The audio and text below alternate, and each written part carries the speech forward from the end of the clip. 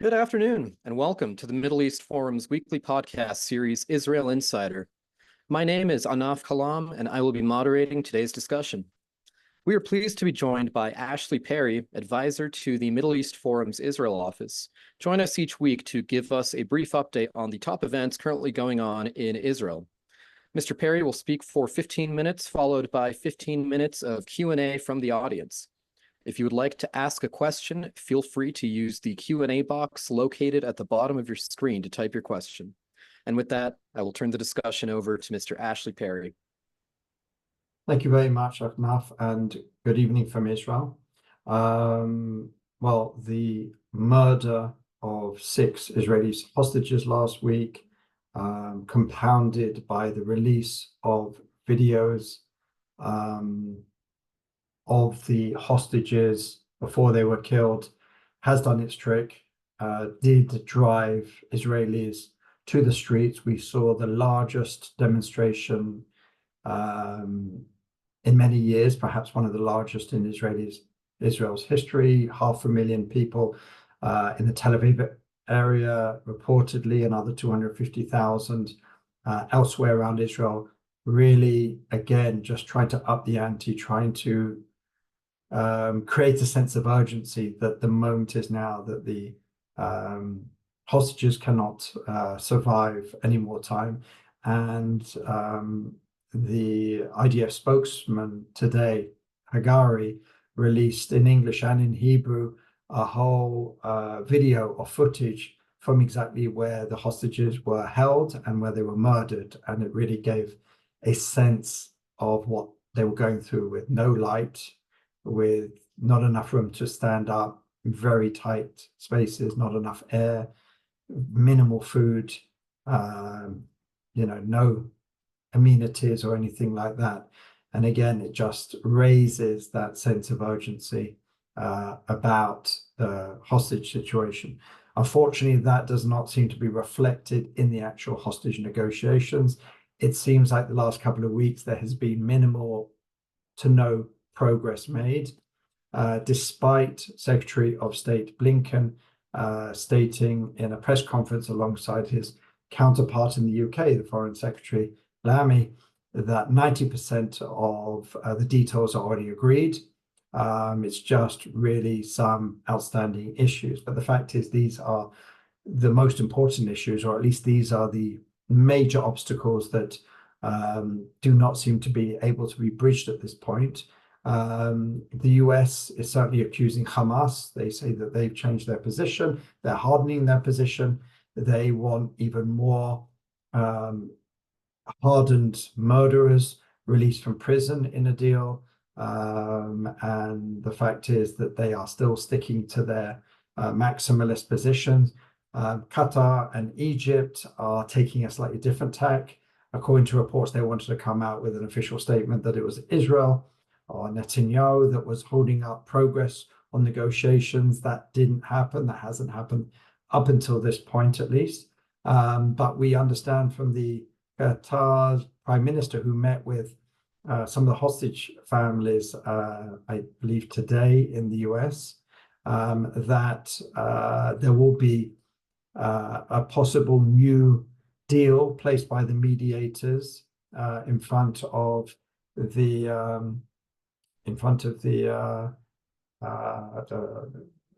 parties. And as we're not 100% sure exactly what will be different.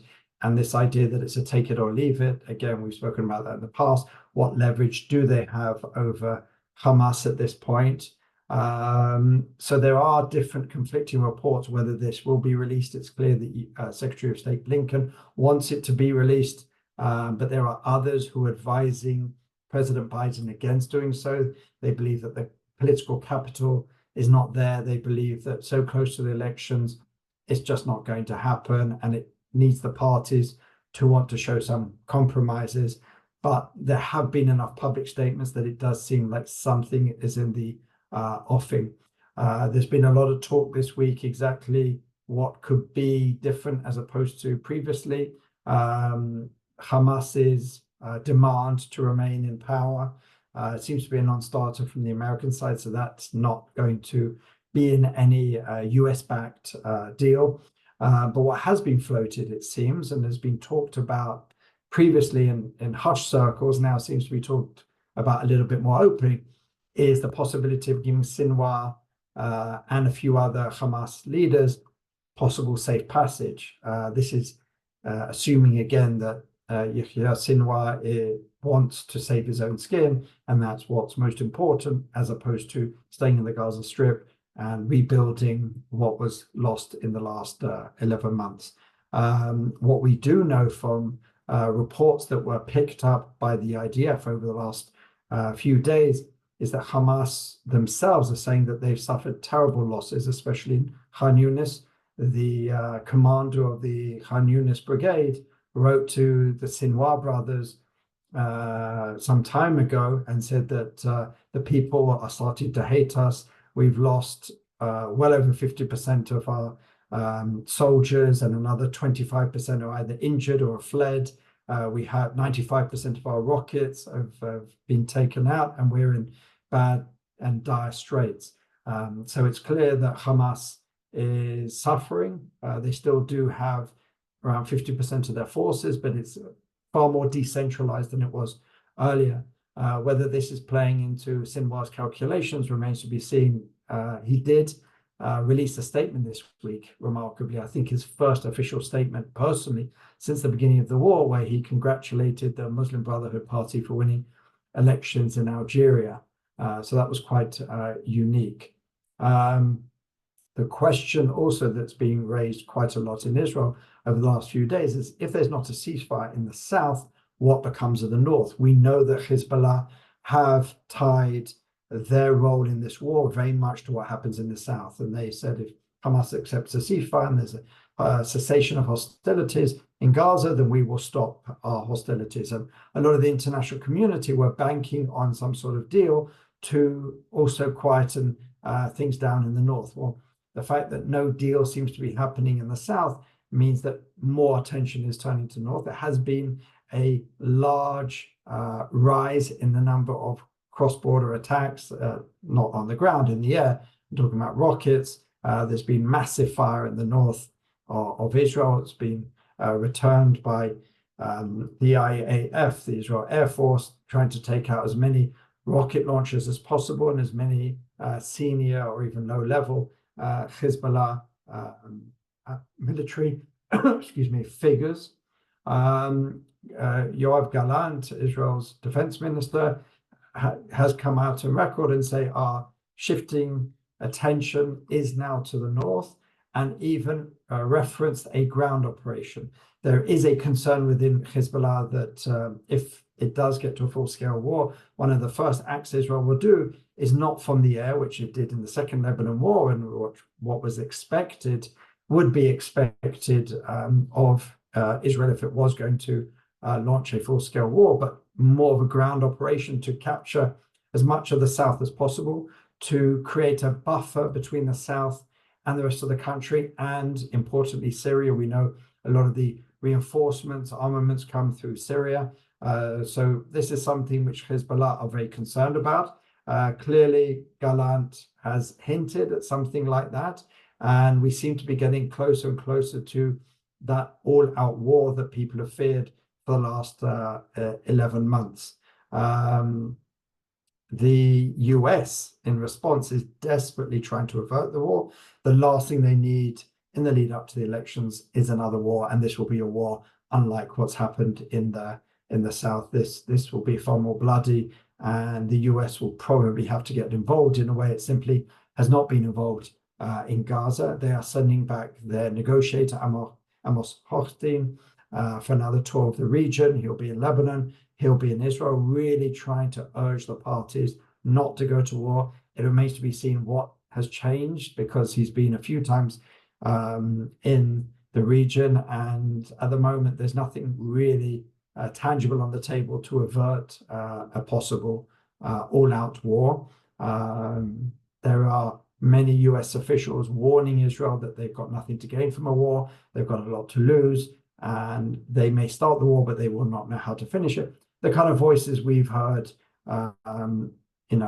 throughout the war in Gaza, that Israel shouldn't go to Rafah, Israel won't be able to capture Rafah, Israel shouldn't go to the Philadelphia corridor, Israel shouldn't do this, it won't be able to do that. And so far, Israel has shown most of these voices and statements are just simply not true. But we'll have to see exactly how this one plays out. But essentially what Nasrallah has done ever since the second day of the war is basically give Sinwar a veto over his actions against Israel, because he put himself on this ladder up, he's put himself up a tree, where basically saying that if there's a ceasefire in Gaza, then we will ceasefire as well. But if there's no ceasefire, then he has to continue fighting and possibly get to a war which simply he does not want. Israel probably doesn't want, but Israel knows that it may have to do it anyway. There's still these 60 to 70,000 Israelis who are not able to go to their homes, and many of these homes are no longer existing because of the barrage of rockets on their communities and their homes. And simply Netanyahu doesn't seem at this point to have an answer for that, except go to war, because a diplomatic solution does not seem in the offing. Two other arenas that have opened up or need to be talked about. The first one is that there is massive growing unrest in Judea and Samaria, the West Bank. There's almost daily attacks on Israelis. There was an Israeli soldier who was plowed through, murdered by a Palestinian terrorist who was driving an oil tanker. And the attacks are almost daily. According to reports, there's been 1,200 attacks since the beginning of the year. And that's probably only serious attacks. Every day there's stone throwing and other, let's just say, more minor events. But it certainly has gone to another whole nother level. This is something which will certainly please Sinwar and those who want to see Israel pinned down, Israelis murdered, and a wider attack against Israel, which then leads me to the it's not necessarily a new front, but certainly it seems to be heating up as well, is Jordan. We saw today the results that the Islamic Brotherhood apparently is going to be, for the first time ever in Jordan's history, the largest party in the Jordanian parliament. It'll be far from a majority, but the fact that they tripled their numbers again shows the way the wind is blowing in Jordan. There is a lot of talk of Iran influencing the situation. That won't necessarily be for the Muslim Brotherhood because they're not necessarily allies in this, but Iran is spending a lot of time, resources to try and gain as much of a footing in Jordan as possible. They know that this is a relatively weak kingdom. It's has the largest border with Israel from any other country, and it is spending a lot of time and resources to try and ensure that there's instability there, and they're able to smuggle their weapons and people in to Judea and Samaria, the West Bank, and elsewhere. We saw that come to fruition to a certain point this week, where a Jordanian truck driver passed through the Allenby crossing, which is one of the major points between Jordan and Israel. And as he got over to Israel, seemingly the Jordanian authorities did not see anything suspicious in his behavior, and clearly he had guns, because as soon as he got over the border, he pulled out a rifle and was shooting, and he killed, I think it was 2 or 3 Israelis. So there's really great concern, and the fact that Prime Minister Netanyahu visited the Jordan Valley today to talk about the fact that we need stronger barriers, stronger deterrence, and the fact that there's smuggling of weapons. Israel stopped a shipment of weapons that was supposed to come across the Jordan-Israel border. So these are certainly worrying times. Just a few things more locally. There was an interesting event that supposedly took place in the last day or so. There's a lot of pressure from the ICC prosecutor for the judicial panel to finally give the arrest warrants against Prime Minister Netanyahu and Defense Minister Gallant. And this is something which has caused Netanyahu sleepless nights. He wants to go to the UN for the opening of the General Assembly. He wants to keep his ability to travel intact, and an arrest warrant would certainly stymie that massively and give, really dent his legitimacy. And he's been trying all sorts of things to stop this process. The latest apparently was the idea that they would start some sort of criminal investigation against him and Gallant in Israel, knowing that they would shut it as soon as the ICC decided to drop their case, because one of the issues, what the ICC is supposed to only get involved when a country cannot or will not investigate itself. So that was an idea that was floated. The Attorney General shot it down, claiming that they would understand that this is just window dressing, that this is just a facade, and it wouldn't do anything except show that Israel, can manipulate its judicial system. She, again, like others, are pushing for a state commission of inquiry. She believes that that's the only thing that can sway the judges, but it's something that Netanyahu is not prepared to countenance at this point.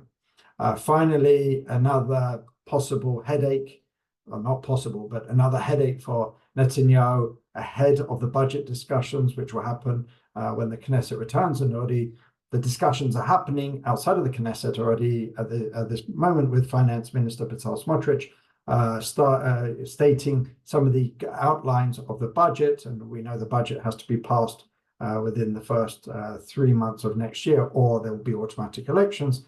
United Torah Judaism Party, the Ashkenazi ultra-Orthodox party, has said that it will not vote for the budget. And these are votes that will definitely be needed by Netanyahu to pass the budget if there is not an enlistment law written and passed by the holidays. And the leader of the UTJ, Goldknopf, met Netanyahu to make this demand. Netanyahu said, it is coming, don't worry about it. I don't think it's a major threat. I think it's that they have to look like they're doing something for their community, for their rabbis. But the budget vote will not take place before the holidays. The holidays are in about 3 weeks themselves. So it's more of window dressing. It's more to be seen to be doing something than actually doing something. But again, if this situation continues and there is no enlistment law for the ultra-Orthodox community, at some point they may well pull the trigger and say enough is enough, and we have to create a real coalition crisis. So with that, I'm happy to answer any questions. All right. Well, thank you very much. So I'll start with this. On the Hamas Telegram channels, they are regularly sharing very dark and grim propaganda suggesting that any continued IDF operations will only result in more dead hostages, and that an agreement will result in the hostages being freed. Now, Eric Selkov would like to ask, if Hamas doesn't know which hostages are alive and where they are, how can Israel trust any hostage negotiation deal? Well, that's a question that has certainly been raised. It's unclear, and Hamas, from the beginning, have not given numbers. They've not given names. It's very difficult to negotiate over something where the other side won't even give you the parameters of possible negotiations. According to reports, the first agreement, or the first phase, will see the release of 31 hostages. But I think even I've seen the wording alive or dead. I think maybe they have to give a minimum alive. It's unclear how many alive, and it's also unclear if Hamas have in their hands everybody. Probably by this point, most of the live ones are underground with Hamas. If they were still in buildings, perhaps there'd be some sort of rescue attempts, as there were. They'd be easier. Nothing's easy, of course, but relatively speaking, it would be easier to rescue them if they were not in tunnels. The fact that they're in the tunnels makes it almost impossible for Israel to organize a successful hostage release operation, as we've seen. The only person who was released from the tunnels was basically kind of let go. And we saw what happened with the 6 hostages the week before. So it's unclear. Hamas is certainly holding its cards very, very close. And that's why these numbers are not being given out. That's why these details are not being given out. But that's for the negotiators to try and work out. And probably they'll get the minimum that Hamas is prepared to admit to at this point. Thank you. Now, I understand some of this may well be speculation, but can you comment on the reports that Sinwar might be planning to smuggle the remaining hostages out of Gaza and into Iran? Well, that was always a worry from the beginning, and that's one of the reasons that Netanyahu was given for why the Philadelphia corridor is so crucial. I'm sure it was a plan at one point. It was suggested, and we've actually even seen documents from some Hamas officials that would be the aim. But now Israel is in charge of the Philadelphia crossing and most of Rafah, so it'll be.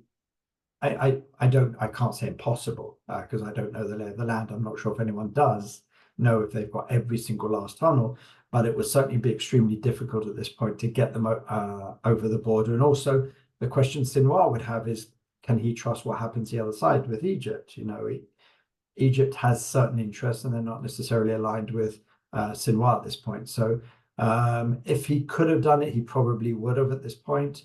But all intelligence seems to lead to the fact that he's still in Gaza and probably unable to get out at this point. All right, thank you. Another question from Eric Selkov. He asks, do you think the U.S. will make Israel change their West Bank operations? At the moment, no. It all depends to what level. I mean, it is really going in hard to a lot of these places, Tulkarem, Jenin, into refugee camps, which usually the IDF tries to resist going in just because they're more tight in spaces, they're more radicalized, it's more difficult to operate in these places. But Israel is operating really in the heart of many of these places, really trying to stop the terrorist operations that are taking place or being planned there. Israel is using even the Air Force to attack terrorists in certain West Bank cities, which certainly hasn't used regularly over the years. Again, the Palestinians are always trying to inflate the situation to try and gain international sympathy. This week, Israel admitted to mistakenly killing a Turkish American citizen who was part of the Palestinian Solidarity Movement, who we know from the past is not really a peaceful organization. So the fact that she was in the heart of what was a violent demonstration, there were stones being thrown and Molotov cocktails and who knows whatever else, and the Israeli army tried to quell it and mistakenly and unfortunately killed this young woman. So those are the kind of things which America has to react to, and we do see around the world criticism of Israel's policies in Judea and Samaria, the West Bank. But at the moment, we don't see any demand from the Americans to stop these operations. But obviously, a mistake or Palestinian propaganda victory could change that, especially, in the last few weeks before the elections. Thank you. Mehrdad Konsari asks, how concerned is Israel about possible Iranian revenge attacks against Israeli figures or prominent Jews in Europe or places outside the region? Extremely worried. I mean, this isn't necessarily a new thing. Obviously, there's far greater motivation ever since the assassination of Ismail Haniyeh, which Iran have attributed to Israel. Embassies and ambassadors of the security around them and senior Israeli figures when they travel abroad has certainly been heightened ever since that assassination took place.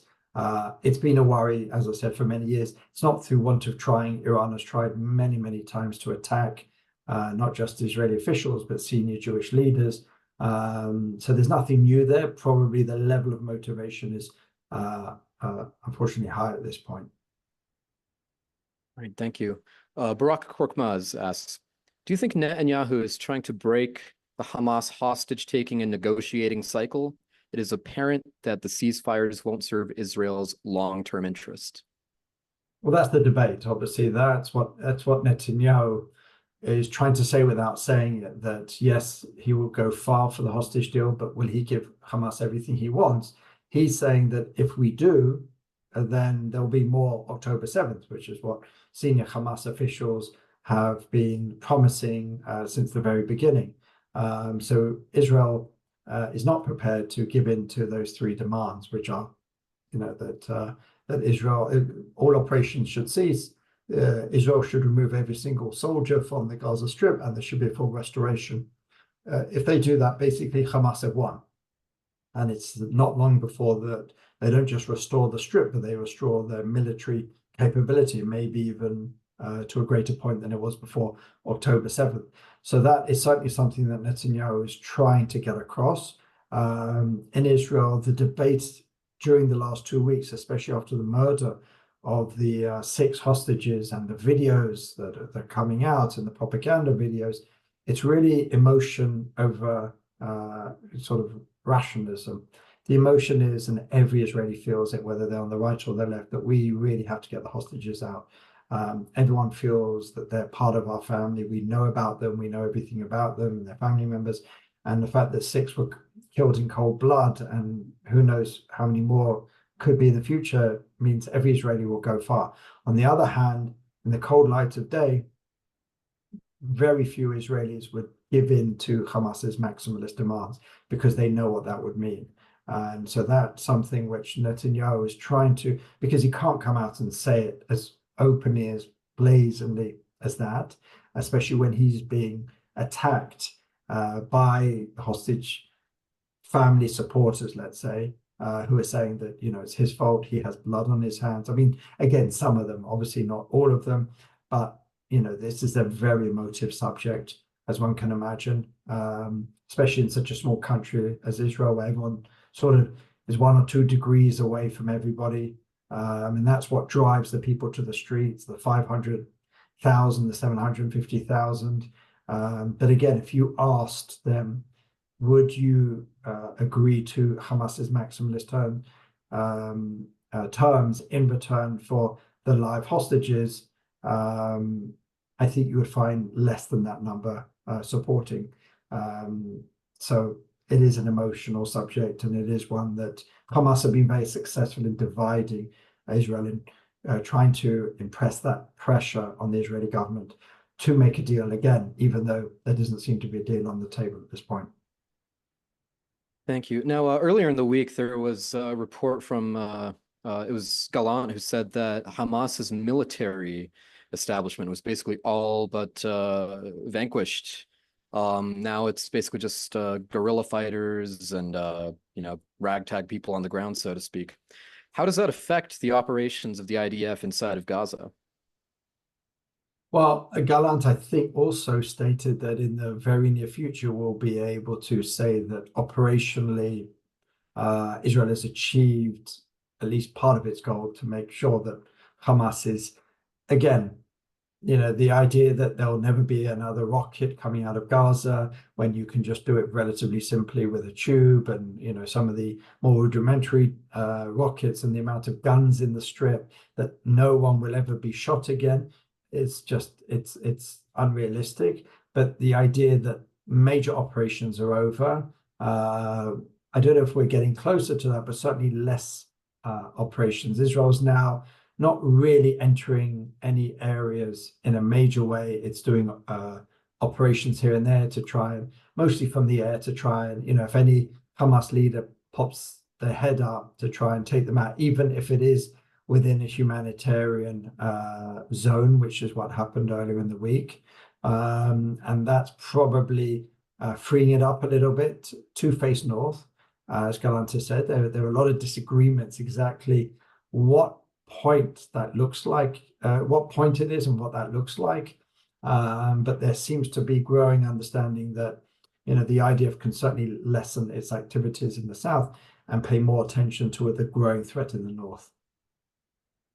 All right, thank you. Now, unfortunately, we have run out of time for this week's podcast. I want to thank you again, Ashley, for taking the time to update us this week. Absolutely. Thank you. Of course. And for our viewers and listeners, please join us on Monday for a podcast episode with Professor Robert Rook. We hope you all have a wonderful day. We thank you again for joining us and for your participation. Thanks.